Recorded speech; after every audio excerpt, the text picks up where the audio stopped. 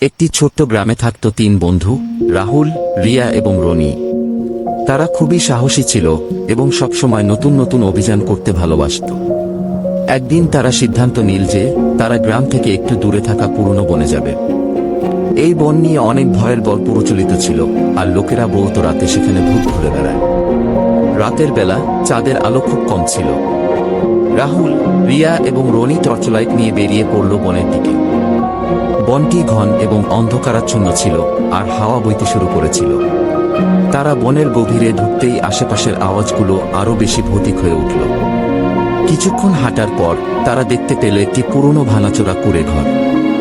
তারা সিদ্ধান্ত নিল সেখানে গিয়ে একটু বিশ্রাম নেবে। ঘরে ঢুকতেই তারা দেখতে পেল একটি পুরনো আয়না এবং কিছু পুরনো আসবাবপত্র। হঠাৎ রিয়া টর্চলাইটের আলো আয়নায় পড়তেই আয়নাটির মধ্যে একটি ছায়া দেখা গেল। রিয়া চমকে উঠল এবং তার বন্ধুদের দেখিয়ে বলল, দেখো, ওটা কি? রাহুল আর রনি আয়নার দিকে তাকিয়ে দেখল যে এক ভয়ানক ছায়ামূর্তি তাদের দিকে তাকিয়ে আছে। তারা ভীষণ ভয় পেল এবং ঘর থেকে বেরিয়ে দৌড়াতে লাগল। হঠাৎ এক বৃদ্ধ লোকের হাসির আওয়াজ তাদের কানে আসল। তারা থেমে গিয়ে দেখল এক পুরনো পুস্তক পড়া লোক দাঁড়িয়ে আছে। লোকটি বলল, তোমরা এই বনে কেন এসেছ? এই বনে অনেক বছর আগে একটি পরিবারের সকল সদস্য মারা গিয়েছিল এবং তাদের আত্মা এখনো এই বনে ঘুরে বেড়ায়। তারা ভয়ে কাঁপতে কাঁপতে বলল, আমরা চলে যাচ্ছি। কিন্তু বৃদ্ধ লোকটি হঠাৎ করেই অদৃশ্য হয়ে গেল। তারা বুঝল লোকটি একজন ভূত ছিল।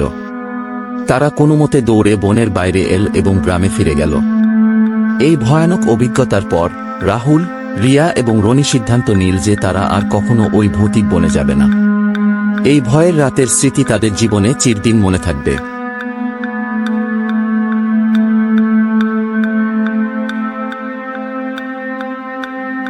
একদিন এক জঙ্গলে বাস করতেন এক রাজা। তার দুই সন্তান, একটি ছেলে যার নাম ছিল রাজু এবং একটি মেয়ে যার নাম ছিল মিনা। তাদের মা রানী ছিলেন খুবই যত্নশীল এবং সবার প্রিয়। একদিন রাজা সিদ্ধান্ত নিলেন তিনি রাজ্য দেখতে বের হবেন এবং কিছুদিন বাইরে থাকবেন। রাজা চলে যাওয়ার পর রাজু আর মিনা তাদের মায়ের সাথে জঙ্গলে ঘুরতে বের হল। তারা নানা রকম পশু পাখি দেখতে লাগল আর সবকিছুর মধ্যেই আনন্দ খুঁজে পেল। একদিন তারা জঙ্গলের গভীরে চলে গেল। হঠাৎ তাদের সামনে এসে দাঁড়াল একটি বিশাল গরিলা। রাজু আর মিনা তো ভয় পেয়ে গেল, কিন্তু মা খুবই ধৈর্যশীল ছিলেন। তিনি বাচ্চাদের বললেন, তোমরা ভয় পেও না, আমরা যদি শান্ত থাকি গরিলা আমাদের কিছু করবে না। তারা তিনজন খুবই শান্তভাবে দাঁড়িয়ে রইল। গরিলা তাদেরকে কিছুক্ষণ দেখল এবং তারপর হঠাৎ করেই গরিলা মায়ের দিকে ইশারা করল। মা বুঝতে পারলেন যে গরিলা কিছু বলতে চাইছে। তিনি আস্তে আস্তে গরিলার দিকে এগিয়ে গেলেন এবং দেখলেন গরিলার পায়ে কাঁটা লেগেছে। মা খুবই সাবধানে কাঁটাটা বের করে দিলেন। গরিলা তখন খুশিতে লাফাতে লাগল এবং মা ও তার সন্তানদের দিকে কৃতজ্ঞতার দৃষ্টিতে তাকিয়ে তাদের চলে যেতে দিল। এই ঘটনা থেকে রাজু আর মিনা শিখল যে বিপদে ধৈর্যশীল থাকতে হয় এবং সাহস নিয়ে কাজ করতে হয়। মা তাদের বললেন, জীবনের যে কোনো সমস্যায় ধৈর্য এবং ভালোবাসা দিয়ে সমাধান করা যায়।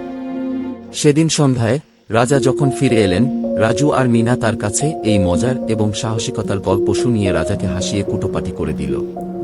রাজাও খুবই গর্বিত হলেন তাদের সাহস এবং ধৈর্যের জন্য। এভাবেই রাজা, রানী, রাজু এবং মিনা একসাথে মিলে সুখে শান্তিতে বসবাস করলেন এবং এই ঘটনা তাদের সবার মনে একটি মজার এবং সাহসিকতার স্মৃতি হয়ে রইল।